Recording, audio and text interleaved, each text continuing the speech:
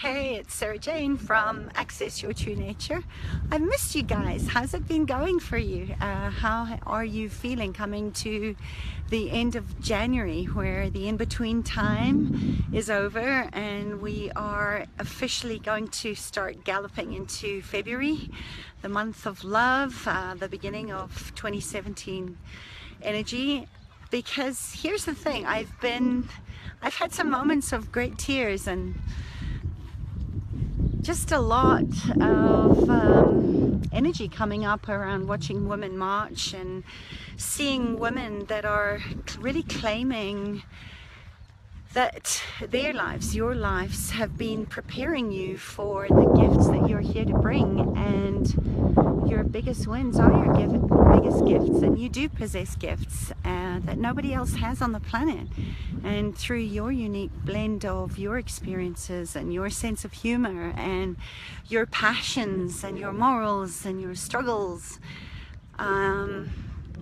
there's a one-of-a-kind gift that emerges, and I'm sure you're noticing that any struggle or hardship that you have experienced in finding your life's path is really just the result of a lack of clarity on how to share your gifts in an aligned way. Because once you figure that out, then you really start giving your gifts generously, with a very open heart, and the world responds with appreciation. What you appreciate appreciates in the form of money and connections and friends and clients that are aligned with your vision, and everything just begins to flow with more ease. So I invite you to look inward and find your gifts. They're there, they've always been there, and just allow yourself to give that gift, your light, as only you can, to yourself first,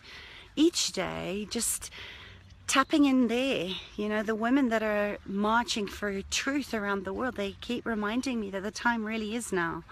This is the energy of cockerel, the medicine of the cockle-doodle-doo, to wake up and to know when is the time for you to rise and share your gift. And collectively, I certainly believe that we've been awake for a long time, but we're really being forced to get very clear right now about what's really important to us. And we are making our voices heard about our desires and our choices, and for freedom and respect and quality and peace and all those yummy things like compassion and allowance, and above all, love. And I stand for those things. I believe that we should be standing up for the things that we want and focusing our attention on how we're going to create that without fighting against or being in resistance to what we don't want, and more so projecting the hurt and all the rest of it out into the world, to really stop keeping yourself stuck in the old paradigms of the lies and the manipulations that have really kept women in this whole battle for centuries. You know, for centuries, women's power has been feared, and we've been shamed and judged and warned to keep quiet, to keep us contained, to stop us from using our magic and our spells and our weirding and our creation. And so many people are starting to realize that the potency of the words that we use,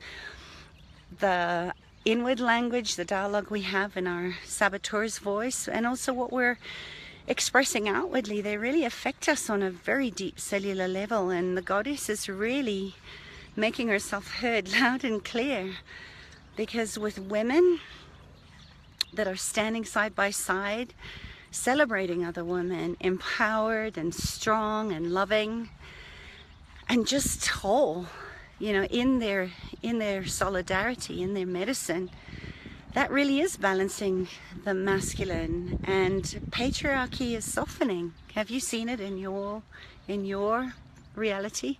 You know, the goddess will always rise.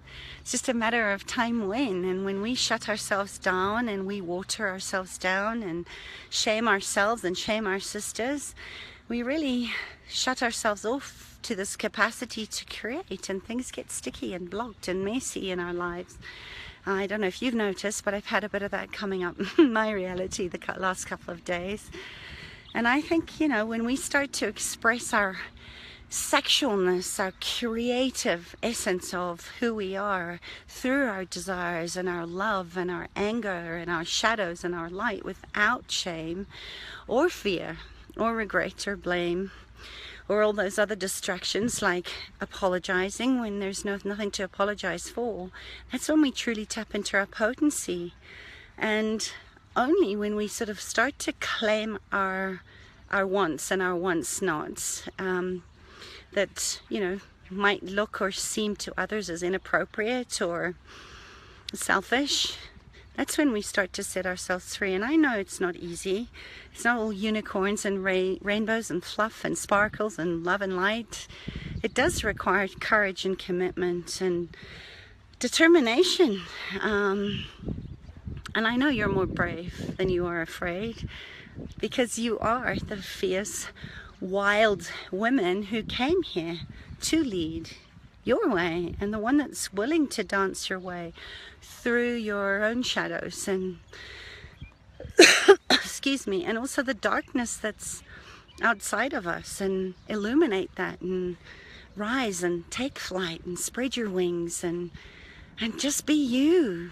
You know, be the light you came here to be. And it starts when you begin to heal your own wounds and face your own fears and break through from the shame and the fear that we've clamped around our hearts and our throats and our souls for lifetimes upon lifetimes upon lifetimes, and especially to free ourselves from that core shame and guilt that we've had embedded and ingrained into our DNA since we were blamed for original sin and the fall of mankind and all the suffering of humanity.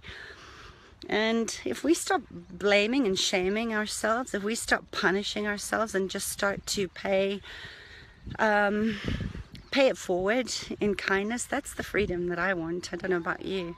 I want to enjoy life on my own terms, to truly prosper, to be abundant, to have more fun, to live in our pleasure and our passion as our God-given right. And there's no formula for this. There's no spiritual bypass or quick fix. There's no fairy godmother waving her wand and swishing it into place in a flurry of glitter and wings, even though we might want it sometimes. So what do you know about that? You know, I'm interested to know where you are with all of this feminine rising, and where you perhaps are wanting support, because I know the importance of mentorship. I know the importance of having support in those times when perhaps you can't stand in the fire on your own and you can't see your gifts.